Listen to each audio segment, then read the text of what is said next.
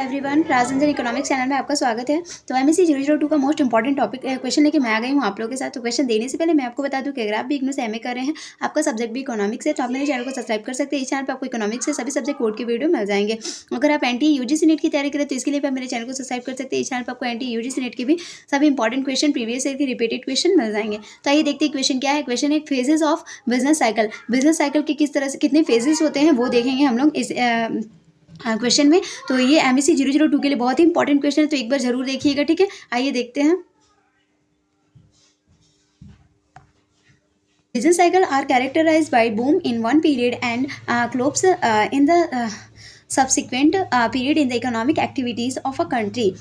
The fluctuation in the economic activity are termed as a phases of business cycle. The upward and downward fluctuation in the cumulative economic magnetics of a country, so variation in different economic activity in term of production, investment, employment, credit pieces and wages, such as changes represent different phases of business cycle. Question में बोल रहा है कि व्यापार चक्र की एक अवधि में तेजी और बाद की अवधि में किसी देश की आर्थिक गतिविधियों में गिरावट की विशेषता है। पहले तेजी होती है और उसके बाद की अवधि में किसी देश की आर्थिक गतिविधियों में गिरावट, मंदी जिसे बोलते हैं, मंदी की स्थिति होती है। आर्थिक गतिविधियों में इन उतार चढ़ाव को व्यावसायिक चक्रों के चरण कहा जाता है। किसी देश के संचयी आर्थिक परिणाम में ऊपर और नीचे उतार चढ़ाव उत्पादन, निवेश, रोजगार, क्रेडिट, कीमतों, मजदूरी मामले में विभिन्न आर्थिक गतिविधियों में भिन्नता दर्शाती है। ऐसे परिवर्तन व्यापार चक्र के विभिन्न चरणों का प्रतिनिधित्व करते हैं। ठीक है, अभी हम देखेंगे phases of business cycle. Phases of business cycle में सबसे पहले क्या है, एक्सपेंशन है, उसके बाद पीक है, उसके बाद रिसेशन है, उसके बाद थ्रो है, उसके बाद रिकवरी है। ठीक है, सबसे पहले क्या है, सबसे पहले एक्सपेंशन है, उसके बाद रिकवरी, सबसे लास्ट में रिकवरी, उसके बाद बीच में पीक, उसके बाद रिसेशन, उसके बाद थ्रो। ठीक है, तो ये क्या है, फेजेस ऑफ बिजनेस साइकिल है। ठीक है, इसको एक एक करके देखेंगे हम। There is an increase in various economic factors such as production, employment, output, wages, profit, demand and supply for products and scales. In addition, in the expansion phases, the prices of factor of production and output increases simultaneous. In these phases, debater are generally in good financial condition to repay their debt. Therefore, creditors lend money at a higher interest rate. This leads to an increase in flow of money. In expensive phases, due to increase in investment opportunities, ideas, funds of organization or individual are utilized for various investment purpose. Therefore, in such case, the case flow and outflow to business are equal. This expansion continues till the economic condition are favorable. क्या बोल रहा है कि विस्तार चरण में विभिन्न आर्थिक कारकों में जो है वृद्धि होती है। विस्तार चरण जब होता है तो विभिन्न आर्थिक कारकों में धीरे धीरे वृद्धि होती है। जब कोई बच्चा, एक छोटे से बच्चे का एग्जांपल ले लेंगे, जब वो पैदा होता है, 1 महीना, 2 महीना, 3 महीना ऐसे होते जाता है, तो देखिएगा उसका साइज जो है, पहले बच्चा इतने बड़ा था, उसके बाद थोड़ा और बड़ा होता है, उसके बाद थोड़ा और बड़ा, ऐसे बड़े होते जाता है बच्चा। ठीक है, तो क्या होता है कि उसका ग्रोथ जैसे जैसे समय के साथ पैदा होता है, उसके बाद समय के साथ वो बड़ा होते जाता है। ठीक है, तो उत्पादन, मजदूरी, मुनाफा आदि की जो मांग, आपूर्ति और बिक्री होती है, इनकी आर्थिक कारकों में वृद्धि होती जाती है। इसके अलावा विस्तार के चरण में उत्पादन और उत्पादन के कारकों की कीमतें एक साथ बढ़ती जाती है। इस चरण में देनदार आमतौर पर कर्ज चुकाने के लिए अच्छी वित्तीय स्थिति में होते हैं। देनदार क्या होते हैं, जिनको कर्जा देना होता है वो अच्छी स्थिति में होते हैं, उनके पास उतना पैसा होता है कि वो अपना कर्जा चुका सकते हैं। इसलिए लेनदार उच्च ब्याज दरों पर पैसा उधार देते हैं। इनके धन प्रवाह में वृद्धि होती है। विस्तार चरण में निवेश के अवसरों में वृद्धि के कारण विभिन्न निवेश उद्देश्यों के लिए संगठनों या व्यक्तियों के निष्क्रिय धन का उपयोग किया जाता है। ठीक है, इसलिए ऐसे मामले में व्यवसायों का नकदी प्रवाह और बही प्रवाह बराबर होता है। यह विस्तार तब तक जारी रहता है जब तक कि आर्थिक स्थितियां अनुकूल ना हो जाए, मतलब कि न वृद्धि हो न मंदी हो, ऐसा बराबर ना हो जाए। ठीक है, both in the expansion phases eventually slow down and reaches to its peak. This phase is known as a peak phase. In other words, peak phase refer to the phases in which the increase in growth rate of business cycle achieve its maximum limit. In peak phase, the economic factors such as production, profit, scale, and employment are higher but do not increase further.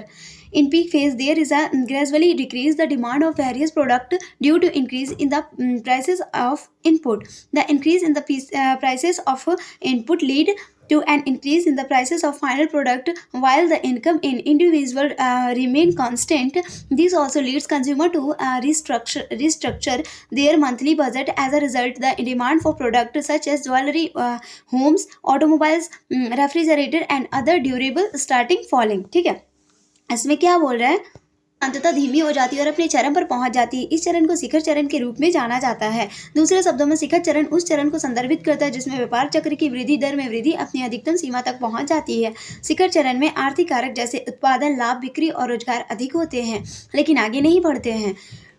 Peak phase में input की कीमतों में वृद्धि के कारण विभिन्न उत्पादों की मांग में धीरे धीरे कमी आती है। इनपुट की कीमतों में वृद्धि से अंतिम उत्पाद की कीमतों में वृद्धि होती है, जबकि व्यक्तियों की आय स्थिर रहती है। इससे उपभोक्ताओं को अपने मासिक बजट का पुनर्गठन भी करना पड़ता है। नतीजतन आभूषण, घर, ऑटोमोबाइल, रेफ्रिजरेटर, अन्य टिकाऊ वस्तु जैसे उत्पादों की मांग जो है गिरने लगती है। As discussed earlier, in peak phases, there is a gradual decrease in the demand of various products due to increase in the prices of input. When the decline in the demand of products become repeat the steady, the recession phase take place. In a recession phase, all the economic factors such as production prices, saving, and investment start decreasing. Generally, producers are unaware of decrease in the demand of product, and they continue to produce goods and services. In such a case, the supply of product exceeds the demand over the time period. Realize the surplus of supply when the cost of manufacturing of a product is more than profit generated.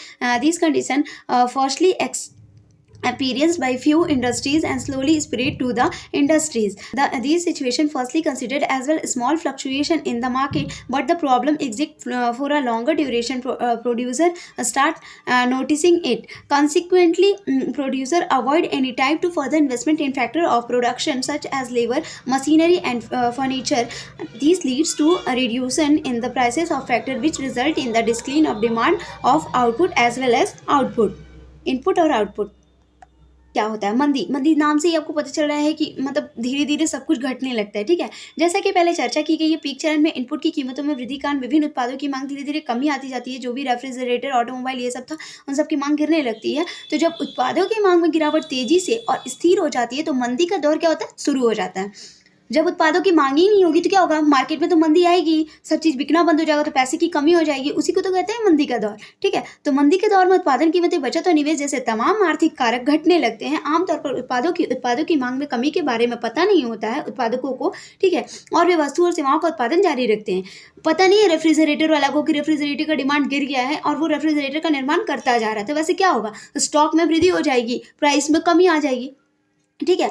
तो और वे वस्तु और सेवाओं का उत्पादन जारी रखते हैं। ऐसे में उत्पादों की आपूर्ति मांग से अधिक हो जाती है। सही बात है। समय के साथ उत्पादकों को आपूर्ति के अधिशेष का एहसास तब होता है जब किसी उत्पाद के निर्माण की लागत उत्पादन से अधिक होती है, और यह स्थिति पहले से कुछ उद्योगों पर अनुभव की गई और धीरे धीरे सभी उद्योगों में फैल गई होती है।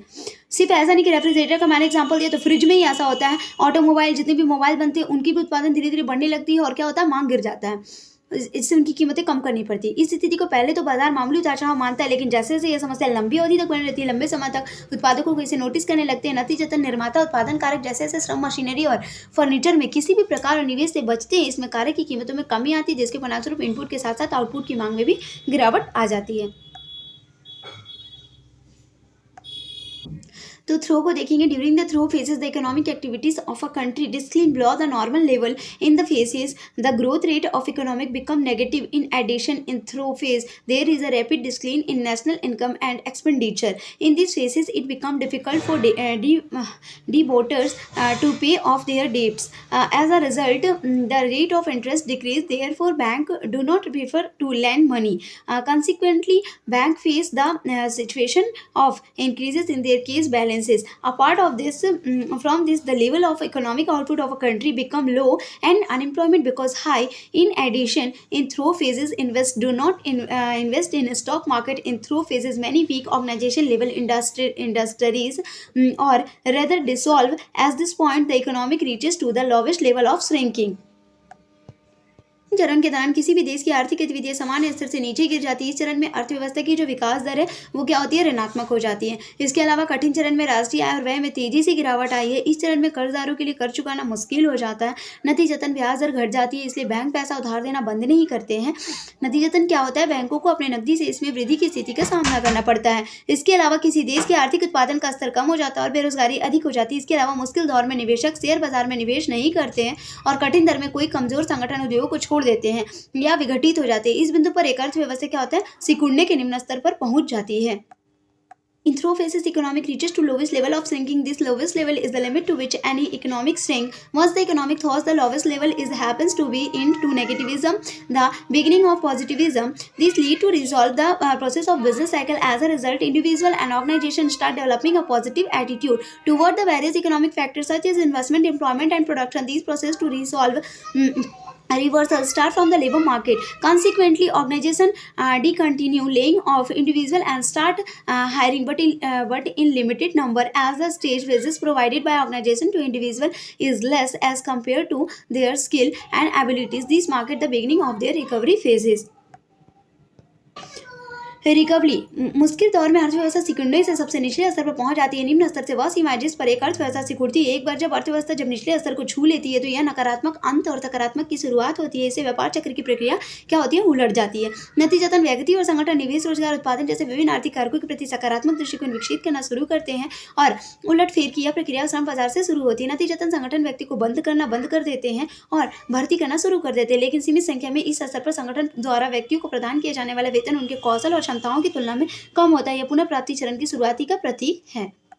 Consumer increase their rate of consumption as they assume that their world will be not further reduction in prices of products. As a result, the demand for consumer product increases. In addition, in recovery phases, bankers start utilization their accumulated cash balance by declining the lending rate and the increasing investment in various securities and bonds. Similarly, adopting a positive approach, other private investors also start investing in the stock market. As a result, security price increase and rate of interest decreases. Price mechanism plays a very important role in the recovery phases of economic. As I discussed earlier, during recession, their rate with the pieces of factor of production fall is greater than the rate of reduction in the prices of final product. खपत की दर में वृद्धि करते क्योंकि वे मानते हैं कि उत्पादकों की कीमत में और कमी नहीं होगी। नतीजतन क्या होता है कि उपभोक्ता उत्पादों की मांग जो है बढ़ जाती है। रिकवरी चरण के अलावा बैंकर उधार दर को कम करके और विभिन्न प्रतिभूतियों और बॉन्डों में निवेश बढ़ाकर अपने संचित नकदी कोष का उपयोग करना शुरू कर देते हैं। इस तरह सकारात्मक दृष्टिकोण अपनाते हुए अन्य निजी निवेशक भी शेयर बाजार में निवेश करना शुरू कर देते हैं, जिसके परिणामस्वरूप सुरक्षा की कीमतें जो है वो बढ़ जाती है और ब्याज की दर कम हो जाती है।